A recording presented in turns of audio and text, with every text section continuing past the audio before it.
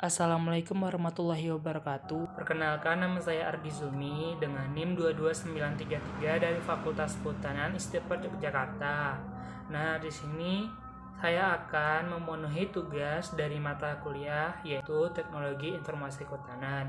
Jadi, selamat menyaksikan. Nah, dalam video kali ini saya akan menjelaskan sedikit mengenai jenis dan bagian-bagian drone. Nah, apa itu drone? Drone adalah pesawat tanpa awak yang dikendalikan oleh komputer atau remote control. Alat ini memiliki kamera yang dapat digunakan untuk mengambil gambar jarak jauh. Selain itu, drone juga dapat berfungsi untuk membawa muatan seperti senjata dan sebagainya. Lalu, apa sih bagian-bagian drone? Nah, yang pertama ada frame. Frame adalah kerangka utama dari sebuah drone. Umumnya kerangka drone terdiri dari dua jenis, yaitu kerangka 4 motor dan kerangka 6 motor. Pada jenis kerangka 4 motor, setiap motor saling terpasang menyerupai tanda plus atau huruf X. Drone 4 motor biasanya memiliki panjang diagonal 450 atau 330, namun ada pula yang ukuran lebih kecil. Selanjutnya ada motor. Nah, motor menjadi salah satu dari bagian-bagian drone yang sangat penting untuk mendorong rotasi baling-baling. Komponen inilah yang meningkatkan kekuatan agar drone bisa terbang. Jumlah motor pada drone pasti selalu sama dengan jumlah baling-baling. Penggunaan motor harus sangat diperhatikan, baik pada parameter arus dan tegangan, kecepatan, kekuatan dorongan, dan efisiensinya. Nah, di samping ini berikut adalah dua gambar pasang motor dengan jenis berbeda dan memiliki propeller caps yang berbeda pula.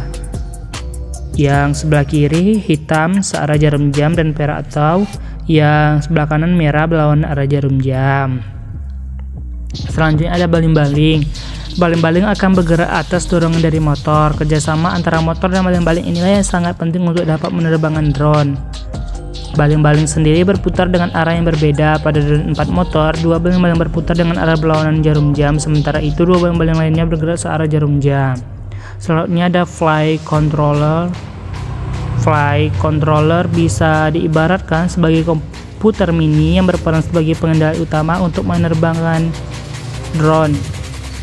Komponen inilah yang bertugas untuk mengumpulkan sekaligus mengelola informasi terkait kecepatan, ketinggian, kemiringan, arah, dan hal lainnya. Alat ini juga berfungsi untuk mengontrol penerbangan drone agar tetap bisa berada dalam keadaan yang diharapkan. Nah, di samping ini adalah gambar yang menunjukkan dua flight controller yang cukup populer dipakai dalam membangun drone, yaitu Arduino Copter dan NASA MV2. Selanjutnya ada radio controller. Untuk mengendalikan drone 4 motor dibutuhkan suatu pengendali jarak jauh menggunakan frekuensi radio. Nah, pengendali inilah yang dinampakkan sebagai radio controller. Pengendali ini membutuhkan receiver sebagai penerima dan transmitter sebagai pemancar.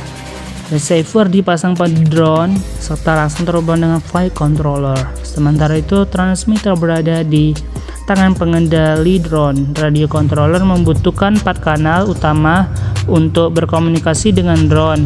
Masing-masing channel tersebut digunakan untuk mengendalikan lift, rudder, elevator, dan roll. Selanjutnya ada electronic speed controller. Electronic speed controller ini merupakan komponen yang bertugas untuk mengatur kecepatan motor pada drone.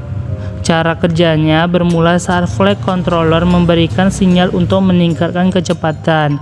Sinyal ini kemudian diterima oleh ERC yang terhubung dengan motor pada badan drone. Jadi fungsi ERC di sini adalah untuk menerjemahkan sinyal yang dikirim oleh flight controller untuk mengurangi atau menambah daya sebuah motor pada drone yang terhubung dengannya. Selanjutnya ada baterai. Drone tentu tidak lengkap tanpa adanya baterai. Komponen ini berperan sebagai sumber daya bagi drone.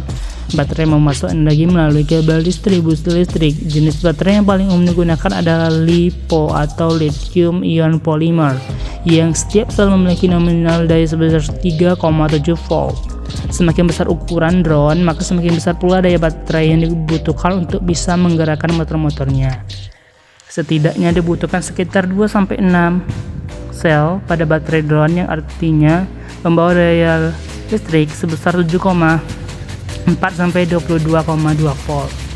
Selanjutnya ada kamera. Di sini kamera penggunaan drone difungsikan untuk mengambil video syuting, maka harus ada kamera melekat pada badan drone.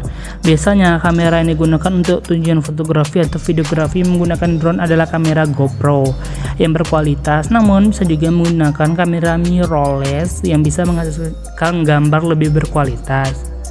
Lanjut ke jenis drone. Jenis drone berdasarkan penggunaannya atau kapturnya terbagi menjadi 6, yaitu yang pertama ada 1 kapter, 2 kapter, 3 kapter, 4 kapter, 6 kapter, dan 8 kapter. Nah, 1 kapter ini memiliki baling-baling 1, 2 kapter memiliki baling-baling 2, 3 kapter memiliki baling-baling 3, 4 kapter memiliki baling-baling 4, 6 kapter memiliki baling-baling 6, dan 8 kapter memiliki baling-baling 8. Lanjut jenis drone berdasarkan penggunaannya.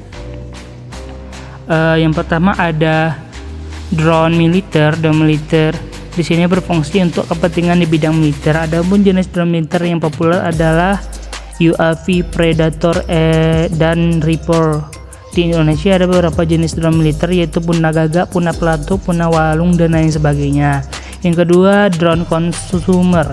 Jenis drone ini biasanya sedang digunakan oleh para pengguna yang memiliki hobi memotret dan membuat video. Fungsi dari drone consumer tidak hanya untuk menyalurkan hobi penggunanya, oleh karena itu pada drone ini dilengkapi fitur kamera beresolusi tinggi. Drone consumer yang biasa digunakan seperti GoPro, Karma, dan lain sebagainya. Lalu selanjutnya adalah drone mainan. Drone mainan ini biasanya tidak memiliki kamera pada perangkatnya karena drone ini hanya berfungsi sebagai mainan saja. Drone ini pula yang biasanya digunakan oleh pilot pemula untuk kegiatan berlatih simulasi menjalankan pesawat. Selanjutnya ada drone profesional yang biasa digunakan penggunanya untuk alat produksi sebuah proyek atau video. Drone profesional hampir sama seperti drone consumer, hanya saja perbedaannya pada drone profesional kualitas kamera lebih baik dibandingkan kualitas kamera drone consumer. Dan yang terakhir adalah drone industrial, yaitu lanjutan dari drone profesional dan memiliki baling-baling cukup banyak. Biasanya disebut sebagai konfigurasi multirotor. Drone ini biasa digunakan pada industri film besar di bidang pertanian dan digunakan untuk membantu menyiram pupuk pada tanaman serta menyemprotkan pestisida pada tanaman. Nah, itulah beberapa jenis drone berdasarkan penggunaannya dan fungsinya. Terima kasih telah menonton, semoga bermanfaat. See you.